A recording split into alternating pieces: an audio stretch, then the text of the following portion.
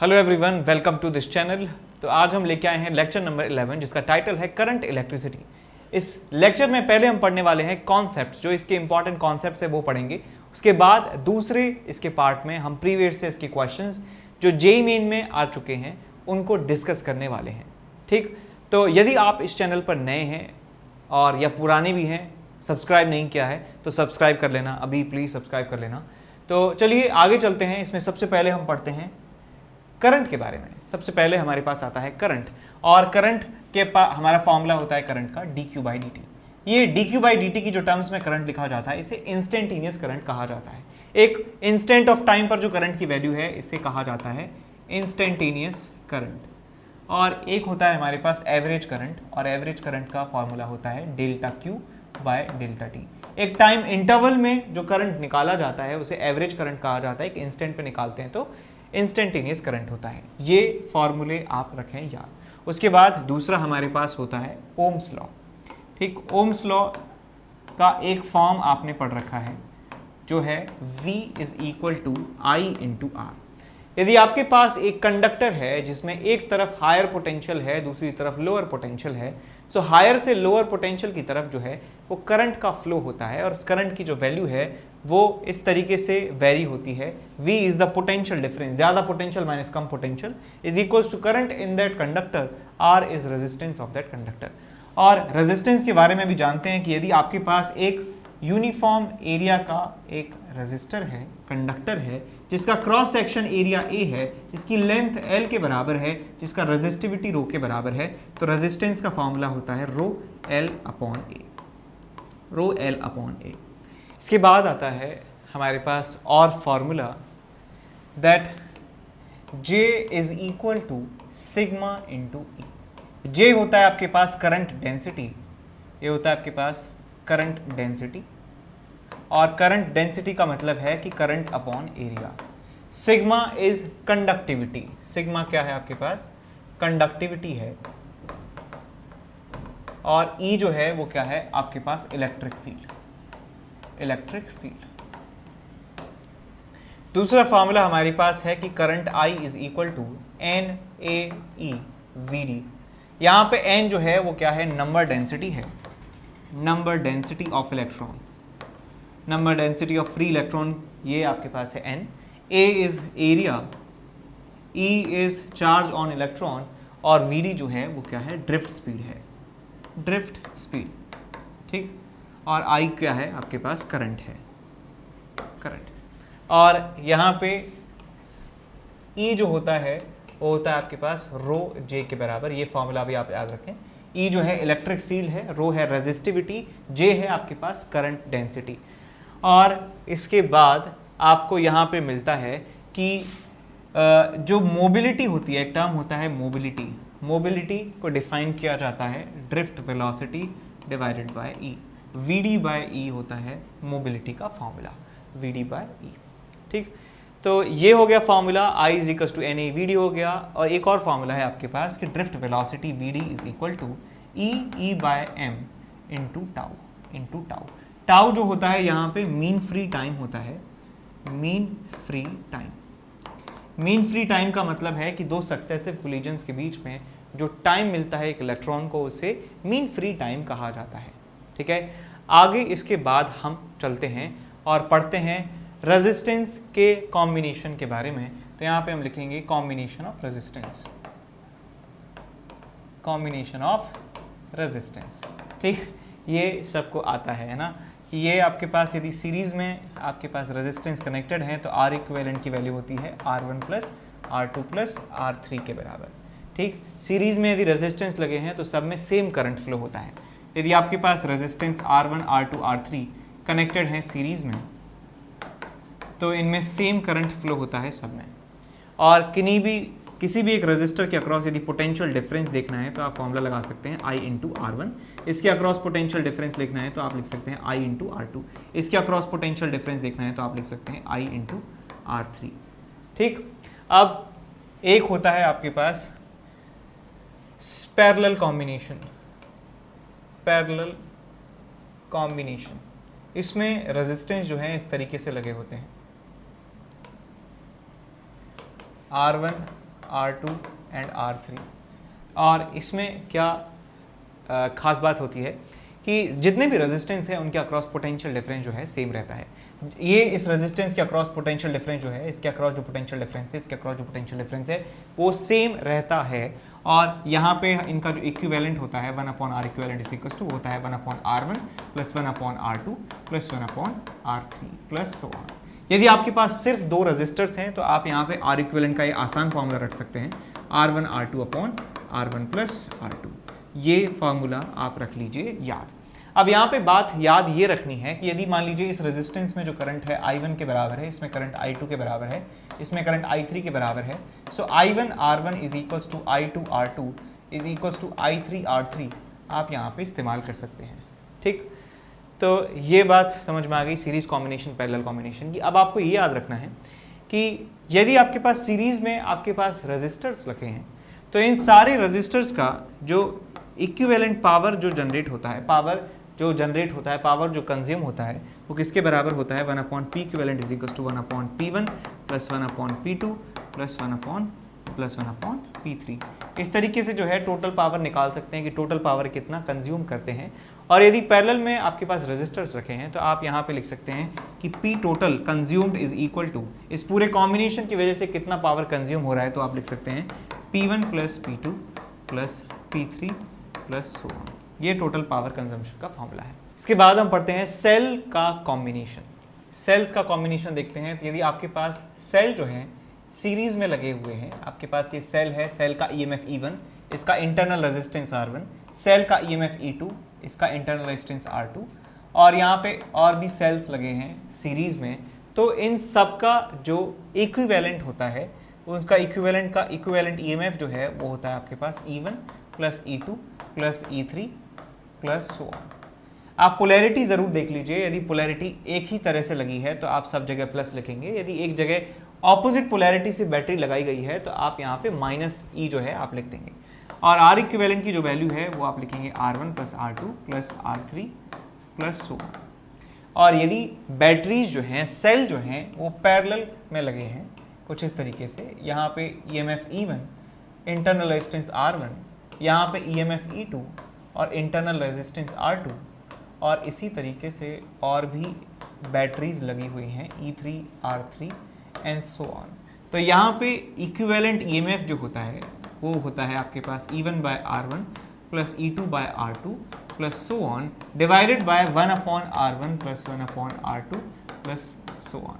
ये इतना बड़ा एक्सप्रेशन जो है ये इक्विवेलेंट EMF का है सिर्फ। और यदि आप इक्विवेलेंट रेजिस्टेंस निकालना चाहते हैं, इक्विवेलेंट इंटरनल रेजिस्टेंस, तो वो आपको मिलेगा 1/R equivalent is equal to 1/R1 plus 1/R2 plus so on. ठीक, अब इसके बाद आगे हम पढ़ते हैं टर्मिनल वोल्टेज के बारे में। टर्मिनल वोल्टेज, यदि बैटरी डिस्चार्ज हो रही है, बैटरी क्या हो रही है, डिस्चार्ज हो रही है। डिस्चार्ज होने का मतलब है कि इसमें से करंट खींचा जा रहा है, इस तरीके से करंट की डायरेक्शन है ऐसे। तो इस एंड और इस एंड के बीच में जो पोटेंशियल का डिफरेंस होता है, तो पोटेंशियल का डिफरेंस जिसे टर्मिनल वोल्टेज कहा जाता है उसे उसकी वैल्यू होती है E माइनस IR के बराबर। डेल्टा V की वैल्यू होती है E minus I small r के बराबर। और यदि बैटरी जो है वो यहाँ पे क्या हो रही है, बैटरी डिस्चार्ज हो रही है, यहाँ पे डिस्चार्जिंग हो रही है, डिस्चार्जिंग ऑफ बैटरी। और यदि बैटरी को चार्ज किया जा रहा है, बैटरी को चार्ज करने का मतलब है कि करंट उसमें ठूंसा जा रहा है, इस तरीके से करंट जो है वो अंदर घुसाया जा रहा है इसके। और इंटरनल रेजिस्टेंस इसका R है, बैटरी का EMF E है, तो इसके टर्मिनल्स के अक्रॉस जो पोटेंशियल डिफरेंस होता है डेल्टा V, वो होता है आपके पास E प्लस I R के बराबर। ये टर्मिनल वोल्टेज है इसके अक्रॉस चार्जिंग में, और जब डिस्चार्जिंग होती है तो टर्मिनल वोल्टेज होता है ये। अब हम बात करते हैं कि यदि आपके पास रेजिस्टेंस है और उसका टेम्परेचर आपने कर दिया है चेंज, तो टेम्परेचर के साथ डिपेंडेंसी पढ़ रहे हैं रेजिस्टेंस की, तो रेजिस्टेंस का temperature as temperature T is equal to resistance at temperature T0 into 1 plus alpha T minus T0। इस तरीके से जो है ये फॉलो करता है रिलेशन। और यहाँ पे अल्फा जो है उसे कहा जाता है टेम्परेचर कोएफिशिएंट। ये किसी टेम्परेचर पर रेजिस्टेंस है और ये एक रेफरेंस टेम्परेचर पर रेजिस्टेंस है। टी नॉट क्या है? एक रेफरेंस टेम्परेचर है और आर टी नॉट का मतलब है कि उस रेफरेंस टेम्परेचर पर उस रेजिस्टेंस की वैल्यू है। ठीक, तो ये बात भी आपकी पूरी हो चुकी है। अब हम बात करते हैं किसकी बात करते हैं? हम बात करते हैं व्हीटस्टोन ब्रिज की, balanced Wheatstone bridge. Balanced Wheatstone bridge. यदि आपके पास सर्किट है कुछ इस तरीके से, लाइक दिस, यहां पे रेजिस्टेंस R1, यहां पे रेजिस्टेंस R2, यहां पे रेजिस्टेंस R3, यहां पे रेजिस्टेंस R4 और यहां पे एक और रेजिस्टेंस लगा हुआ है, गैल्वेनोमीटर मान लीजिए, यहां पे गैल्वेनोमीटर G लगा है। यदि ये एक सर्किट का पार्ट कुछ इस तरीके से बना हुआ है और यहाँ पे R1 इंटू R4 और R3 इंटू R2 आपस में बराबर हैं, यदि यहाँ पे क्या है R1 into R4 is equal to R2 into R3 के बराबर यदि हो चुका है और ये किसी एक सर्किट का पार्ट है, तो हम कहते हैं कि इस गैल्वेनोमीटर में जो करंट है वो 0 के बराबर फ्लो होता है। Then current in the galvanometer is equal to 0। इस कंडीशन को बैलेंस्ड व्हीटस्टोन ब्रिज कहा जाता है। इस पे बेस्ड काफ़ी क्वेश्चंस जेईई मेंस में आ चुके हैं। अब हम बात करते हैं मेजरिंग इंस्ट्रूमेंट्स की। करंट और वोल्टेज को मेजर करने के लिए कई तरह के इंस्ट्रूमेंट्स का इस्तेमाल किया जाता है। तो सबसे पहले हमारे पास एक इंस्ट्रूमेंट है जिसका नाम है गैल्वेनोमीटर। गैल्वेनोमीटर ये एक बहुत ही महान आपके पास मेजरिंग डिवाइस है जिसका इस्तेमाल जो है बहुत ही छोटी वैल्यू ऑफ करंट के लिए किया जाता है। छोटा नुन्नू हमारे पास है ये इंस्ट्रूमेंट जिसका इस्तेमाल जो है लगभग हम कर ही नहीं सकते। नॉर्मल जो वैल्यू ऑफ करंट और वोल्टेज हैं उसके लिए तो ये काम ही नहीं करेगा। तो हम क्या करते हैं, गैल्वेनोमीटर से कन्वर्ट कर देते हैं इसे अमीटर में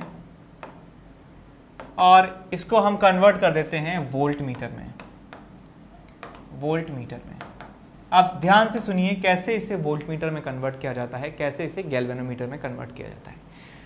तो वोल्ट मीटर नाम से ही समझ में आ रहा है कि एक ऐसा डिवाइस है जो वोल्टेज किसी डिवाइस के अक्रॉस मेजर करने के काम आता है। मान लीजिए आपके पास कुछ इस तरीके की सर्किट है, इसका EMF E है, एक बैटरी लगी है और उसके साथ एक रेजिस्टेंस लगा है। इस रेजिस्टेंस के अक्रॉस हम मेजर करना चाहते हैं वोल्टेज। तो हम गैल्वेनोमीटर में क्या मॉडिफिकेशन करेंगे और उस मॉडिफाइड सेटअप को किस तरीके से यहाँ पे लगाएंगे। तो हम क्या करते हैं कि इसके अक्रॉस एक गैल्वेनोमीटर बांध देते हैं और गैल्वेनोमीटर के साथ सीरीज में एक रेजिस्टेंस लगा देते हैं, बहुत बड़ा एक रेजिस्टेंस RV हम यहाँ पे लगा देते हैं और गैल्वेनोमीटर के साथ सीरीज में। और ये जो पूरा का पूरा सेटअप है इसे वोल्ट मीटर कहा जाता है। वोल्ट मीटर को पैरेलल में जोड़ा जाता है जिस डिवाइस के अक्रॉस पोटेंशियल डिफरेंस निकालना है। सारी बातें ध्यान से सुनिए, एक बार में भूल गए हैं तो दोबारा रिपीट करिए, वीडियो को दोबारा से चलाइए और फिर सुनिए, ठीक है। कि गैल्वेनोमीटर के साथ एक high value of resistance add की जाती है और ये पूरा का पूरा सेटअप उस डिवाइस के अक्रॉस लगा दिया जाता है जिस डिवाइस के अक्रॉस पोटेंशियल डिफरेंस निकालना है। अब IG यदि मैं मान लेता हूं करंट है, जिस करंट से गैल्वेनोमीटर फुल डिफ्लेक्ट कर देता है IG, तो यहाँ पे यदि हम कैलकुलेट करना चाहें कि कितना मैक्सिमम वोल्टेज अब हम इससे मेजर कर सकते हैं, तो मैं लिख सकता हूं कि अब इस स्टेट में ये जो पूरा सिस्टम है ये मैक्स आउट हो चुका है कि करंट इसमें गैल्वेनोमीटर के बराबर जाएगा, IG के बराबर, तो ये गैल्वेनोमीटर फुल डिफ्लेक्शन शो करेगा। तो यहाँ पे मैं लिखता हूँ कि maximum voltage that can be measured from this device is equal to IG into RG plus RV। ये आप सिर्फ और सिर्फ एक रिलेशन याद कर लीजिए, सारे वोल्ट मीटर के सवाल आपसे हो जाएंगे। Vmax is equal to IG into RG plus RV। यहाँ पे Vmax को रेंज ऑफ वोल्ट मीटर भी कह सकते हैं कि इतना मैक्सिमम वोल्टेज ये मेजर कर सकता है और आपसे पूछा जाएगा, Vmax दिया जाएगा, RV आपसे पूछा जा सकता है, ठीक है। अब हम बात करते हैं यहाँ पे कि अमीटर कैसे बनाया जाता है और कैसे लगाया जाता है। तो ये अमीटर का काम है कि किसी सर्किट की ब्रांच में करंट को मेजर करने का। तो मान लीजिए आपके पास एक सर्किट है और सर्किट में आपको करंट मेजर करना है, तो हम क्या करते हैं, गैल्वेनोमीटर लगा देते हैं और गैल्वेनोमीटर के पैरेलल में हम एक छोटा सा रेजिस्टेंस जिसे शंट रेजिस्टेंस कहा जाता है वो हम लगा देते हैं। तो मान लीजिए कि सर्किट में करंट I के बराबर फ्लो हो रहा है और हम मैक्स आउट करना चाहते हैं, अपने अमीटर को मैक्स आउट करना चाहते हैं कि देखना चाहते हैं कितना मैक्सिमम ये मेजर कर सकता है। तो इसमें मैंने Imax के बराबर करंट फ्लो करवाया, I के बराबर फ्लो करंट करवाया, I करंट फ्लो होगा तो इसमें IG के बराबर करंट फ्लो होगा, तब ये मैक्स आउट होगा। और इसमें करंट फ्लो होगा I माइनस आई जी के बराबर। तो ये दोनों आपस में पैरेलल में हैं, तो इनके पोटेंशियल डिफरेंसेस जो हैं बराबर होंगे। तो मैं लिख सकता हूँ यहाँ पे R S into I minus I G is equal to I G into R G. ये एक अल्टीमेट रिलेशन है कैलकुलेट करने के लिए कि हम मैक्सिमम कितना इस एमीटर से मेजर कर सकते हैं। तो यहाँ से आप आई मैक्स की वैल्यू निकाल सकते हैं, सारी जो टर्म्स हैं उधर ले जाइए, तो आपको मिलेगा यहाँ पे I G R G upon R S और प्लस आई जी। तो ये आपको मिल जाएगी आई की वैल्यू मिल जाएगी आपको, दोबारा चेक कर लीजिए, I G R G upon R S और प्लस में आई जी। तो यहाँ से आप आई जी को कॉमन ले लेंगे तो आपको मिल जाएगा I is equals to, I G common ले लिया, R G by R S plus 1। ये आपको रिलेशन मिल जाएगा कि मैक्सिमम वैल्यू ऑफ करंट है जो हमारा डिवाइस अब मेजर कर सकता है, और वो ऐसे निकाल सकते हैं। तो इन दोनों रिजल्ट्स की हेल्प से आप सारे क्वेश्चन सॉल्व कर सकते हैं। ठीक है, अब हम आगे चलते हैं और आगे हम पढ़ते हैं मीटर ब्रिज के बारे में। नेक्स्ट हमारे पास है मीटर ब्रिज, और ये बहुत ज़्यादा आसान है। तो इसमें क्या होता है कि एक यहाँ पे एक रेजिस्टेंस होता है, रेजिस्टेंस R, और एक यहाँ पे एक अननोन रेजिस्टेंस होता है X। यहाँ पे एक 1 मीटर का वायर होता है और यहाँ पे एक जॉकी होती है। जॉकी से हम एक यहाँ पे गैल्वेनोमीटर लगा है और ये जॉकी है। इस जॉकी को हम मूव करवाते हैं इस 1 मीटर के वायर पर और एक ऐसा पॉइंट ढूंढते हैं जहाँ पे इस गैल्वेनोमीटर की रीडिंग जो है 0 के बराबर हो चुकी है। तो मान लीजिए वो पॉइंट यहाँ पे आपको मिलता है, ये वाली लेंथ जो है L के बराबर है, तो ये वाली लेंथ कितनी हो जाएगी 100 सेंटीमीटर माइनस L के। ठीक, और यहाँ पे एक बैलेंस्ड व्हीटस्टोन ब्रिज बन चुका है, इसलिए यहाँ पे गैल्वेनोमीटर में करंट जो है 0 के बराबर है। तो मैं लिख सकता हूँ इस वाले पार्ट का रेजिस्टेंस इंटू इसका रेजिस्टेंस, इस वाले पार्ट का रेजिस्टेंस इंटू इस वाले पार्ट का रेजिस्टेंस। इसका रेजिस्टेंस जो है लेंथ की प्रोपोर्शनल होगा, तो यहाँ पे हम लिख सकते हैं L into x is equal to 100 minus L into R. तो यहाँ से आपको अननोन रेजिस्टेंस x की वैल्यू मिल जाती है 100 minus L into R divided by L। ठीक, तो ये फॉर्मूला आप इस्तेमाल कर सकते हैं। आप ऐसे याद रख सकते हैं, ये वाली length into this is equal to this वाली लेंथ इंटू दिस रेजिस्टेंस। ये मीटर ब्रिज का कॉन्सेप्ट होता है। इसके बाद हम पढ़ते हैं पोटेंशियोमीटर। नेक्स्ट हम पढ़ते हैं पोटेंशियोमीटर। तो पोटेंशियोमीटर जो डिवाइस है, इसका इस्तेमाल जो है वो 2 तरीके से किया जाता है। पहले हम करते हैं इसका इस्तेमाल पोटेंशियल डिफरेंसेस, ईएमएफ जो है बैटरीज का, उनको कंपेयर करने के काम में आता है। और दूसरा इसका एप्लीकेशन है कि हम बैटरी का इंटरनल रेजिस्टेंस इससे मेजर कर सकते हैं। तो देखिए पहला जो एप्लीकेशन है इसका कि ईएमएफ जो है कंपेयर करते हैं इससे, E1 बाई E2 जो है हम फाइंड करते हैं इससे। तो हमारा सर्किट जो है इस तरीके से होता है, यहाँ पे EP EMF की एक बैटरी लगी है, इसका कुछ ना कुछ इंटरनल रेजिस्टेंस होगा, स्मॉल RP मैंने कह दिया, और यहाँ पे एक रियोस्टेट लगा होता है जिसकी वैल्यू जो है हम चेंज कर सकते हैं, RH मैंने इसको बुला दिया। ये कनेक्टेड होता है एक यूनिफॉर्म वायर से, और यूनिफॉर्म वायर का कुछ ना कुछ रेजिस्टेंस होता है। ये जो पूरा सर्किट है इसे प्राइमरी सर्किट कहा जाता है, और प्राइमरी सर्किट में जो करंट है वो फ्लो हो रहा है बढ़िया से करंट जो है इसमें फ्लो हो रहा है इस तरीके से। करंट की वैल्यू अभी आप निकाल सकते हैं, ज़रूरत नहीं है अभी। अब हम यहाँ पे एक जो है एक बैटरी लगाते हैं कुछ इस तरीके से। बैटरी का पोलैरिटी देख लेना, ऐसे एक बैटरी मैंने लगाई, बैटरी का ईएमएफ जो है E1 के बराबर है, और यहाँ पे कनेक्ट कर देते हैं एक गैल्वेनोमीटर। अब इसके साथ कनेक्टेड होता है जॉकी। अब इस जॉकी को जो है हम खूब हिलाते हैं इस पूरे वायर पर, और हम देखते हैं कि किस पॉइंट पर ये गैल्वेनोमीटर की रीडिंग जो है 0 के बराबर आ चुकी है। तो एक पॉइंट आपको ऐसा मिलता है जिसकी लेंथ L1, लेफ्ट से L1 लेंथ पर आपको एक पॉइंट मिलता है जहां पे गैल्वेनोमीटर की रीडिंग 0 हो चुकी है, और इस पॉइंट को बैलेंसिंग पॉइंट कहा जाता है। और हम यहाँ पे लिखते हैं कि ये यूनिफॉर्म वायर है, तो इसके अक्रॉस जो पोटेंशियल डिफरेंस जो है, वोल्टेज जो है इस वायर के अक्रॉस, वो भी यूनिफॉर्मली डिस्ट्रीब्यूटेड होता है। तो इस छोटे से वायर के अक्रॉस, इस छोटे से पोर्शन के अक्रॉस जो पोटेंशियल डिफरेंस है वो हम लिख सकते हैं लैम्डा इंटू L1 के बराबर होता है, और वो इसको बैलेंस करता है इस बैटरी को, तो इसकी वैल्यू E1 के बराबर आ जाती है। ये जो है हमें इक्वेशन मिलती है कि this potential difference is equal to इसके अक्रॉस पोटेंशियल डिफरेंस। ठीक, तो lambda into L1 is equal to आपको E1 मिल जाता है। उसके बाद हम क्या करते हैं, हम उसके बाद बैटरी E2 लगाते हैं, यहाँ पे दूसरी बैटरी लगाते हैं, E1 को हटा के E2 बैटरी लगाते हैं, और ये बैलेंसिंग लेंथ तब आपको कुछ दूसरी मिलेगी, आपको L2 बैलेंसिंग लेंथ आपको मिलती है। फिर से वही प्रोसेस करते हैं, जॉकी हिलाते हैं और L2 बैलेंसिंग लेंथ आपको मिलती है। तो वहाँ पे मैं लिख सकता हूँ lambda into L2 is equal to E2, ये आपको रिलेशन मिलता है। आप इन दोनों रिलेशंस को आप डिवाइड कर दीजिए इक्वेशंस को, तो आपको मिल जाता है E1/E2 is equal to L1/L2। तो यहाँ पे आपको ये रिलेशन मिलता है जब ईएमएफ को कंपेयर किया जाता है। एक ईएमएफ पता होता है, दूसरा ईएमएफ आप निकाल सकते हैं। बैलेंसिंग लेंथ आपको आंखों से दिख ही रही है इस एक्सपेरिमेंट करते समय। ये जो लैम्डा है इसे पोटेंशियल ग्रेडियंट कहा जाता है। इसका मतलब होता है कि इस वायर के अक्रॉस जो पोटेंशियल डिफरेंस है डिवाइडेड बाय इसका लेंथ। ठीक, ये वैल्यू जो है एक पर्टिकुलर प्राइमरी सर्किट के लिए कांस्टेंट होती है। आगे चलते हैं, इसका दूसरा एप्लीकेशन पढ़ते हैं और उस दूसरे एप्लीकेशन में हम निकालेंगे इंटरनल रेजिस्टेंस। तो इंटरनल रेजिस्टेंस कैसे निकालते हैं? इंटरनल रेजिस्टेंस, तो ये वाला सर्किट जो है थोड़ा सा अलग है। बस यहाँ पे आपके पास फिर से प्राइमरी सर्किट में, अच्छा ये प्राइमरी सर्किट तो बता दिया मैंने, ये वाला सर्किट जो है इसको सेकेंडरी सर्किट कहा जाता है। इसको कहते हैं सेकेंडरी सर्किट। सेकेंडरी सर्किट, इसमें आपके पास क्या होता है इस वाले एप्लीकेशन में, एक बैटरी ईपी, इसका इंटरनल रेजिस्टेंस आरपी, और यहाँ पे एक रियोस्टैट होता है। इसकी वैल्यू एक एक्सपेरिमेंट, एक कंप्लीट एक्सपेरिमेंट कर रहे हैं तो कांस्टेंट रहेगी। ठीक है, ये आपके पास वायर है, आपका पुराना वायर, और यहाँ पे हम लगाते हैं एक बैटरी जिसका इंटरनल रेजिस्टेंस हमें निकालना है। तो मैंने बैटरी का ईएमएफ मैंने मान लिया E1 के बराबर है, E के बराबर है, और इसका इंटरनल रेजिस्टेंस जो है स्मॉल r के बराबर है। हम फिर से वही काम करते हैं, गैल्वेनोमीटर की सहायता से इसको क्या करते हैं, बैलेंस कराते हैं, गैल्वेनोमीटर की रीडिंग 0 कराते हैं। तो मैंने मान लिया कि L1 लेंथ पर ऐसा होता है, L1 लेंथ पर ऐसा होता है कि गैल्वेनोमीटर में रीडिंग 0 हो जाती है।